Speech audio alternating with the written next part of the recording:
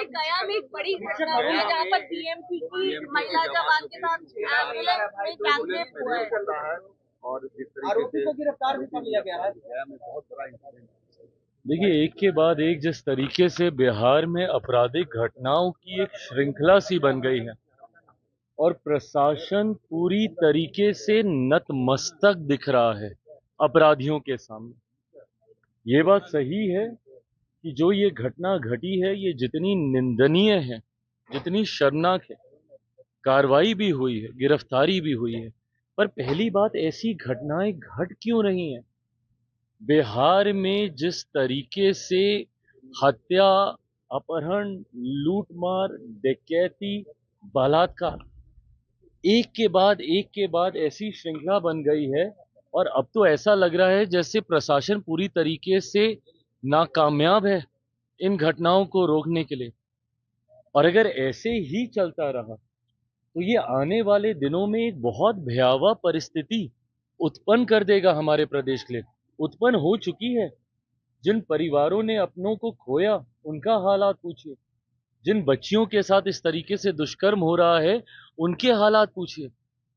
आज अगर इस तरीके की बातें भी कही जाती हैं कि चुनाव के कारण ऐसी गतिविधियों को असामाजिक तत्व अंजाम दे रहे हैं, अगर चुनाव भी एक कारण, और मैं भी मानता हूं कहीं ना कहीं कि संभवतः चुनाव भी एक कारण है, सरकार को बदनाम करने की साजिश के साथ संभवतः इन घटनाओं को अंजाम दिया जा रहा है, पर तब भी जिम्मेदारी तो प्रशासन की ही है ना इसको नियंत्रित करने की। कोई भी अपराधी आपके राज्य में आपराधिक घटनाओं को कैसे अंजाम दे रहा है प्रशासन के रहते हुए?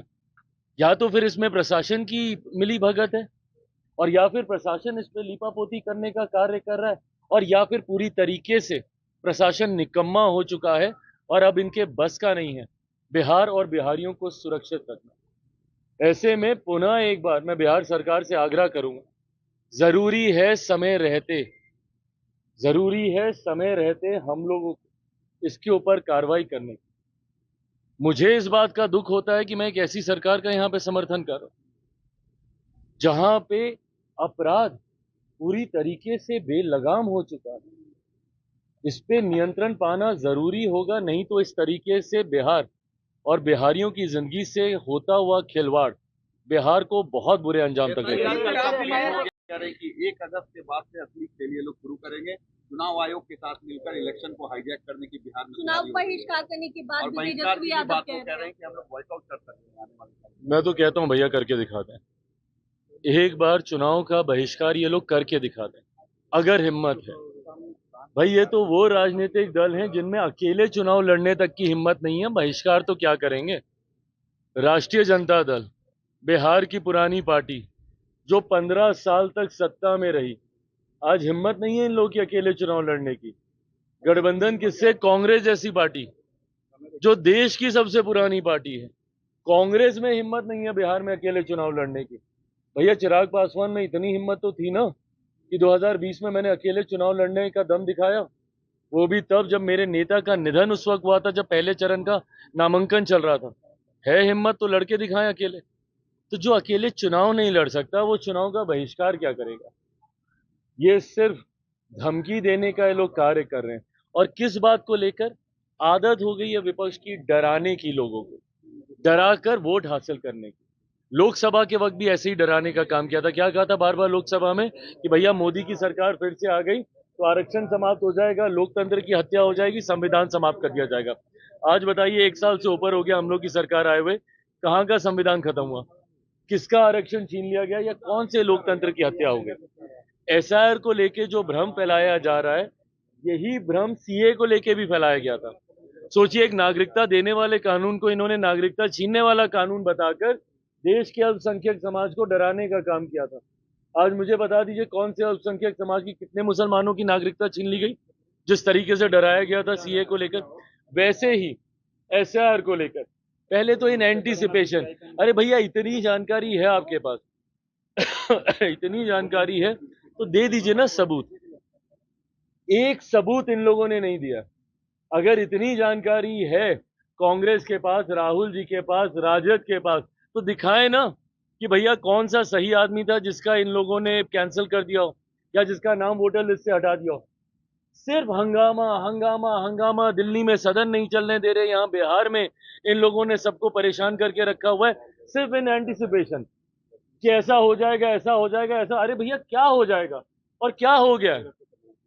ये सरकार की भी जिम्मेदारी है, हम राजनीतिक दलों की भी जिम्मेदारी है, और चुनाव आयोग जो कि एक संवैधानिक संस्था है उसकी भी जिम्मेदारी है।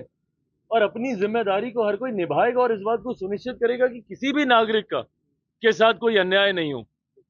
But at the same time कोई भी घुसपैठिया हमारे देश के सबसे बड़े अधिकारों में से एक मताधिकार का दुरुपयोग कर ले, ये भी हम लोग नहीं होने देंगे। आज की तारीख में कौन कंप्लेन करता था भैया? यही लोग जाते थे ना। क्यों जाते थे चुनाव आयोग के दरवाजे पे? अगर आपको कोई प्रक्रिया नहीं चाहिए थी, क्यों ये प्रोसेस अपनाया गया? इसीलिए अपनाया गया ना कि लोकसभा चुनाव के बार बार जाते थे ये लोग कि वोटर लिस्ट में धांधली हो रही है। महाराष्ट्र का तो अभी तक हम लोग को सुनाते हैं कि महाराष्ट्र का चुनाव तो हम लोग धांधली से जीते हैं।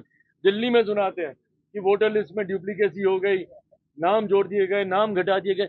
अब भैया जब इसको लेकर एक इंटेंसिव रिवीजन किया जा रहा है कि कोई गलत ना हो, कई लोगों की मृत्यु हो गई है, उनका नाम दशकों तक चलता रहता है, वो हट जाए, कई नए नाम जोड़ने होते हैं, वो नाम जुड़ जाए, जो फर्स्ट टाइम वोटर है उनके साथ कोई अन्याय नहीं हो। जब इस प्रक्रिया का पालन किया जाता है तो भी आपको शिकायत, नहीं किया जाए तो आप चुनाव आयोग का दरवाजा खटखटाते, आप नहीं थकते, तो चिट भी आपकी, पट भी आपकी, नहीं चलेगा। हकीकत ये है, 100 बात की एक मिनट 100 बात की एक बात हकीकत ये है कि विपक्ष अपनी हार मान चुका है। अभी तक ईवीएम पे ठीकरा फोड़ा जाता था, ईवीएम को बदनाम किया जाता था, अब वो बहाना इन लोगों का चलता नहीं है। तो अब इन्होंने अगले 3-4 साल के लिए एक नया बहाना निकाला है, वो है वोटर लिस्ट को लेकर।